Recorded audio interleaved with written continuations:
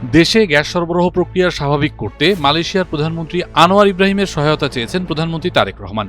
এছাড়া মালয়েশিয়া ও বাংলাদেশের মধ্যে দ্বিপক্ষীয় সম্পর্ক শক্তিশালী করতে বিভিন্ন বিষয়ে উভয় প্রধানমন্ত্রী আলোচনা করেছেন। মঙ্গলবার ২৮ জুলাই নিজের ভেরিফাইড ফেসবুক পেজে দেওয়া এক পোস্টে এসব কথা জানান মালয়েশিয়ার প্রধানমন্ত্রী। আনোয়ার ইব্রাহিম জানান, আজ বাংলাদেশের প্রধানমন্ত্রী তারেক রহমানের সঙ্গে টেলিফোনে কথোপকথনের সময় আমরা মালয়েশিয়া বাংলাদেশের সম্পর্ক শক্তিশালী করার প্রচেষ্টার সঙ্গে সম্পর্কিত বিভিন্ন বিষয়ের উপর আলোকপাত করেছি, বিশেষ করে পারস্পরিক সুবিধার জন্য জ্বালানি শক্তি ও বিনিয়োগের ক্ষেত্র নিয়ে।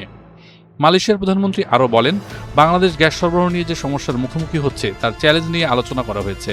তারেক রহমান এই সমস্যার সমাধানে মালয়েশিয়ার সহায়তা চেয়েছেন, যার মধ্যে রয়েছে পেট্রোল সরবরাহের জন্য বিনিয়োগ, যাতে দেশটির জরুরি চাহিদা পূরণ করা যায়।